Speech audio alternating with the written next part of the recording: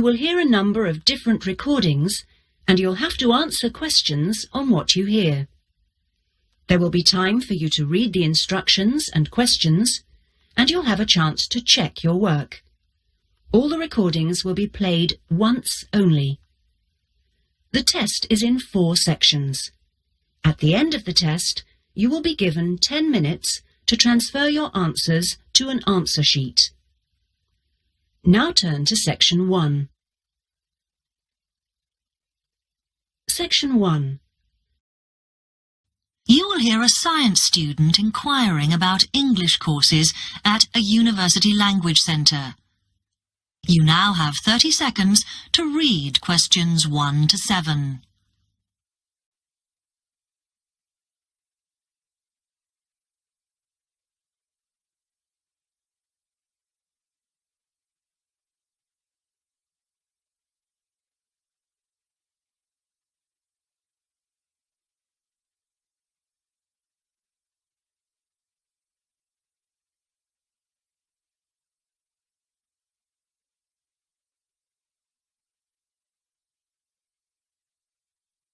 Hi, I've come to ask about the English courses you run for international students. Oh, right. I assume you're a student at the university. Yes, I've just started. Okay. Well, we've got a range of courses. It depends what you think you need and how much. Oh. We can't run everything at the same time, though. So, for example, in this first term, we are just doing a writing course. I see. That sounds quite useful. What else is there? Some of the courses only run for single terms, and we tend to focus on what students have difficulty with. That means we don't usually do speaking courses, but next term you can do listening. Oh. That'll help you with lectures and things. Our provision is all based on what the majority of our international students need. So, is everything term-based? There's nothing that you run all year? Well, let's have a look. Yes, there is a class for vocabulary and grammar every term. That's for everybody, but it's split into 3 or 4 levels. And what about in the holidays? We don't do anything during the winter or spring break. Oh. But over the summer, there's just general classes because that's what most students want. A bit of everything. Mm-hmm. Okay, quite a variety then. I'll have a think about what I really need because I haven't got much time. Do you have about 20 students in each class, the same as our science seminars? We try to keep it at about 12 and certainly not more than 15. Mm-hmm. It's important for language classes. They're very different from your normal courses. Right. And how much are the classes? The rate varies depending on how many hours you attend, but you shouldn't have to pay. Usually, the department will fund you and even sort out which classes you need. Brilliant. It would be quite useful for me to have a certificate to take back to my country. Do you put us in for exams? Yes, but we don't like them to clash with your main course exams in June, so we run them in May. Oh. That leaves you time for revision. Do I have to sign up for something now? I'm not quite sure what I want. Classes haven't quite started yet, so you've got time to decide what you do. All we insist is that you sign up before week 5. That gives you about 3 weeks to decide. Okay.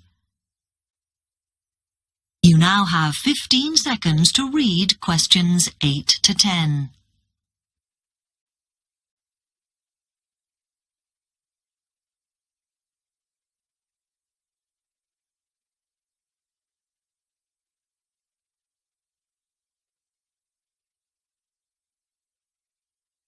Then, when you've made up your mind, you need to come back here to the administration office to enroll. What do I need to bring with me when I enroll? My identity card, I guess. Yes, or your passport. Uh-huh. Then you'll be given a registration form, which you'll have to show to the teacher when you have your first class. Okay. And should I ask my tutor about which classes I should do then? Yes. Then you get a note from him and give that to the desk when you register. Can I use the computers here as well? Yes, you'll be given a password when you go to your first class. So remember to bring a disk with you to save your work on, as you won't be allowed to save it on the hard drive. Okay. Will I need anything else? Dictionary? We've got loads of those here that you can borrow. But you'll need a notebook, as we don't provide paper or files. Okay. Thanks. That is the end of section 1. You now have half a minute to check your answers.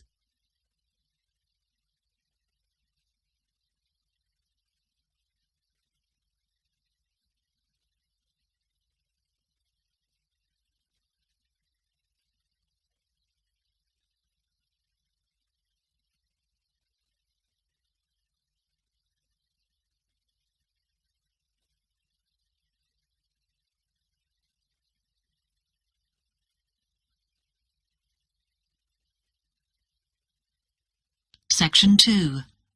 You will hear a man giving some information about transport in London. You now have 30 seconds to read questions 11 to 15.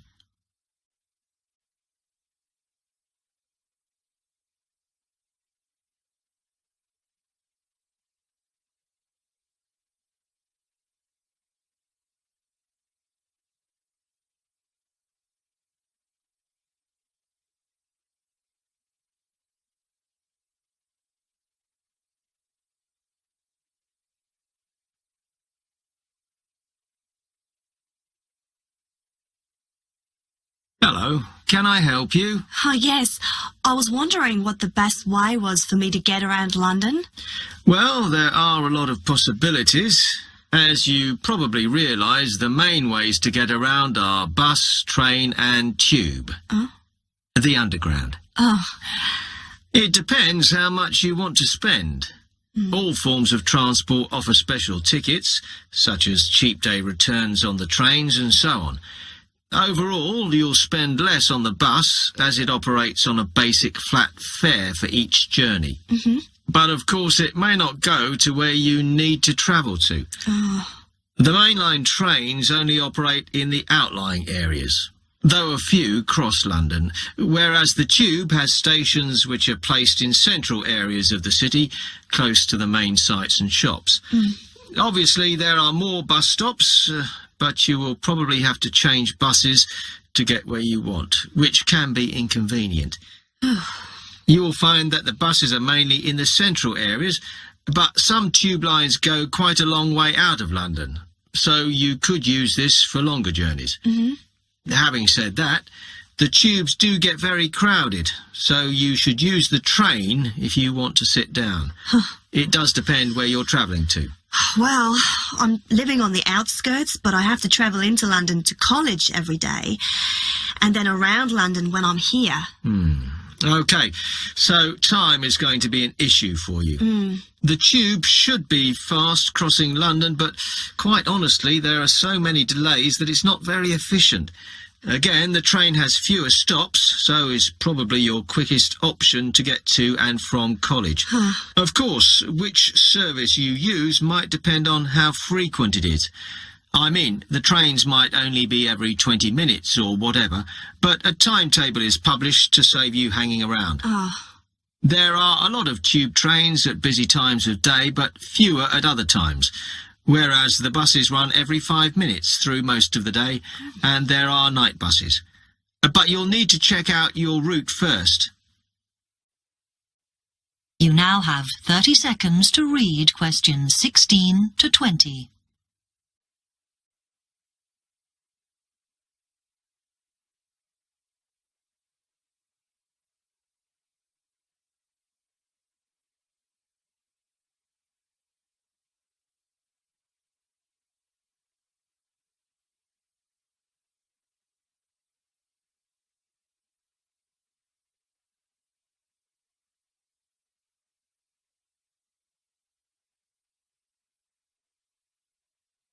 Okay, thanks. How can I get from here to Hackney then? Right, well, you can choose. We're here at the information office, OK? Now, next to us, on the corner of the High Street and Sweet Street, is the bus stop. opposite the bank. Uh-huh. The bus goes all the way to Hackney, but it is a very indirect route, so it could take ages. Ugh. If you want to take the train, walk down the high street towards the city. Go past the bank, and on your left is the station, just before you get to the post office.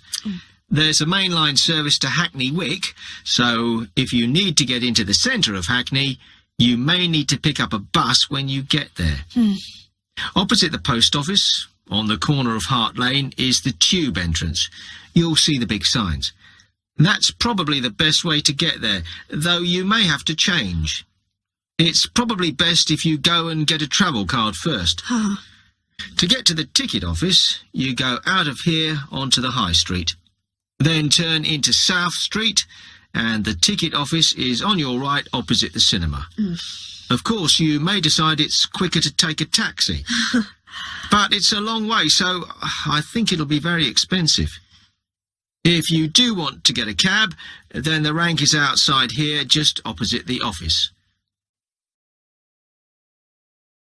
That is the end of section 2. You now have half a minute to check your answers.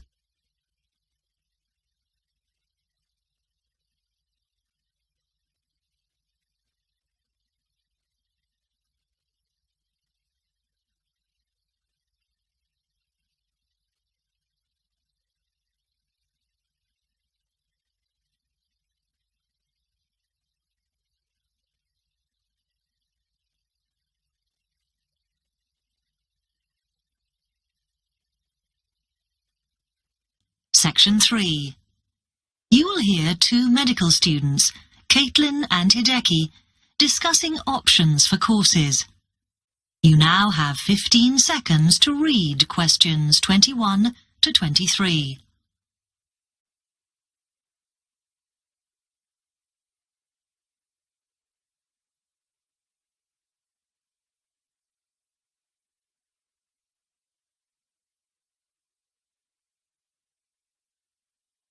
Hi, Hideki. How are you? Fine. I'm glad I bumped into you. Have you got 5 minutes to sit down and discuss our extra course options for next term? Yeah, sure. You mean the support courses for our modules? Yes. We've got 3 choices, and I'm not sure which would be best for us to do. Let's have a look. Yeah, we could do science and ethics. Sounds quite interesting. Yes, but I think we should be thinking what we get out of each course. So, science and ethics, there's a lot of reading and research to do. And I don't think it comes up in the exams, does it? I'm not sure. Oh, I see we have to do assignments and we get our score from that. But what it would do is to force us to get better at doing essays and reports. You know, organizing them and using the right kind of language. Might be worthwhile. Yeah, you're right. An alternative is the pharmacology prelim course. Oh. I think it's in case we want to go on to transfer to pharmacology at the end of the year, because lots of students do. So it depends what we want to do in the future. But apparently, they send you off to find out about various companies and the differences between their products. It would give you lots of practice in investigative studies and analysis. I think I'd quite enjoy that. Yes, I see your point. Then the other option is reporting test results. Sounds a bit boring. Not sure why they have a separate course just for that. Well, I could certainly do with some help in that. Because if you go out into industry, that's what you'll spend most of your time doing. So it's got a very practical application. I think I'm going to go for pharmacology. Me too. You now have 30 seconds to read questions 24 to 30.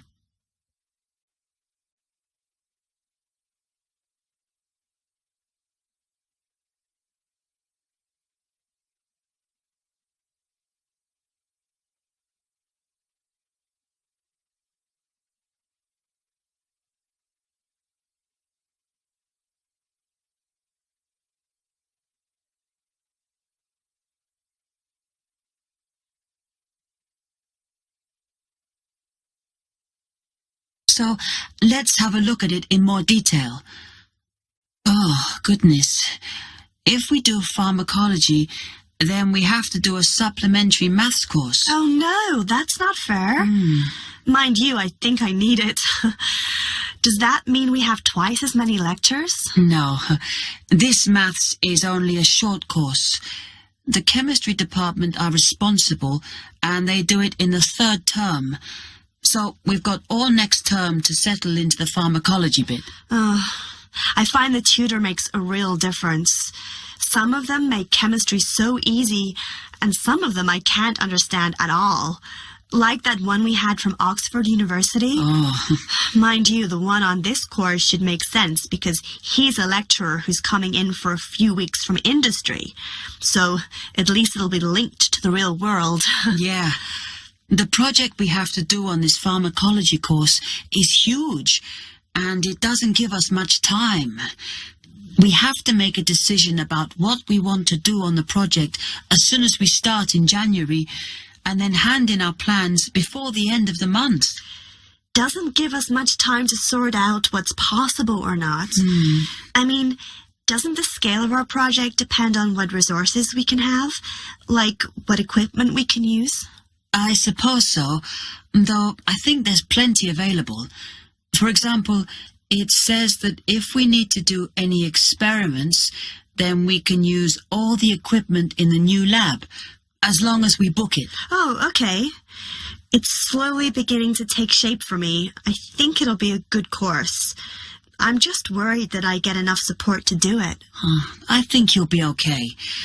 And the tutors are always available if you get stuck. Actually, it says that if you're not sure, then in December, they'll be running 1 or 2 additional seminars. So I might go to those. Actually, what's quite interesting is that at the end of the course, when our project is completed, then we have to do a presentation on it. Oh. I think that's quite good practice. A bit scary, though. Well, it shouldn't be too bad, as they say that we can do it in pairs. Spread the load, as it were. Good. I have done presentations before, but I'm always very nervous. And is the presentation what we're assessed on, then? Let me look. It says that we have an interview and we get a mark for the whole course depending on how well we do in that. Oh, right. Okay, so That is the end of section 3. You now have half a minute to check your answers.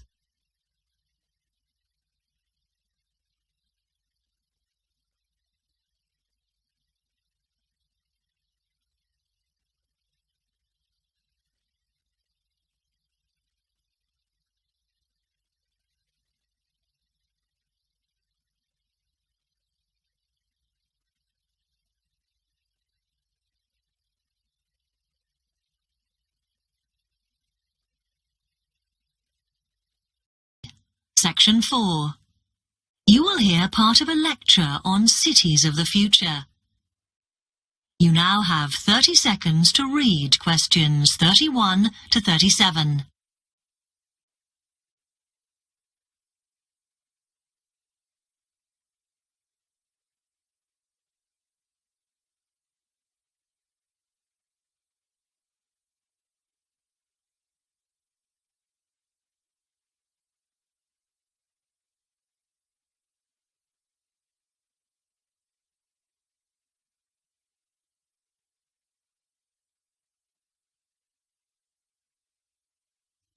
Okay, we've been looking at how societies will develop in the future and at the increase in the size of cities. So I want to talk to you today about the key considerations in these cities of the future. There are 3 key elements I want to look at, and these are the new features they will have, issues of size, and the main problems to be considered. First of all, individual transportation will be a big factor in these new megacities as public transport becomes unmanageable. There'll be a huge rise in the use of segways, which are personal transporters like motorized scooters. As a result, and partly also to reduce pollution, roads will be altered so that they are narrower and will take up less of a city's space than they do currently. Naturally, this is a major change to the infrastructure, and something that may hinder it is the huge amount of investment it will require. The next thing is, what is going to happen to the commercial areas? We do not want these to become even larger concrete jungles than they are at present, so we have to look at design. And current designs for city development include building gardens on the roofs of these buildings to make a more pleasant environment for workers. And you may think that these areas will expand to cope with increased commercial activity. In fact, the prediction is that they will cover 1/5 of the area that they do at present as we build upwards. The exception to this is shopping centres, which we predict will expand with more and more temperature-controlled malls. What may cause difficulties is that the superstores will be confined to the outer edges of the city, as they will be too big to fit into the new malls. Then, of course, there are the residential areas, and these will undergo their own changes. One particular development will be houses which are built from glass, as innovations in this material allow it to provide light without causing problems with temperature inside a building. The residential areas will not be allowed to expand without limit, as happens in some areas at present, and their size will be restricted to a population of 15,000. One issue, which has yet to be resolved, and I'm not sure it ever will be, is how we manage to house older residents. They will be increasing in numbers as time goes on. Finally, how will these cities live? We know we have limited energy sources, so what will we do? Well, something currently in development, which will be a feature, is that waste is going to become an energy source. For example, to provide gas in homes. Also, as new technology and systems are developed, we will find that energy plants will become smaller. Another energy source we could use, but one which raises issues of having enough space and too much noise, is wind farms. Because of the problems, I'm not convinced these will be the grand solution to our energy problems that we thought they were going to be. You now have 15 seconds to read questions 38 to 40.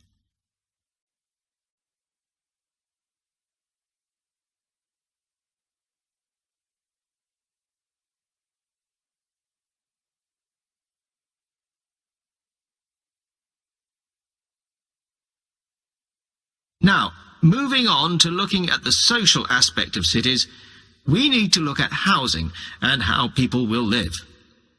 Cities currently have flats in the centre, populated by single people and wealthier residents, and families tend to move to the outskirts. In the future, the centre of cities will see a dramatic change. We will see many more examples of cooperative buildings. This is where people join together to form a company that owns the building they live in. And despite continuing shortages, there will also be a rise in the provision of retirement homes in city centres so that the elderly can have easy access to hospitals and shops. Recently, we have seen a levelling off in the growth of private housing, and I think that will not change. But we are likely to see more social housing, as far fewer people will be able to afford to own their own homes. OK, now, if anybody has any... That is the end of section 4. You now have half a minute to check your answers.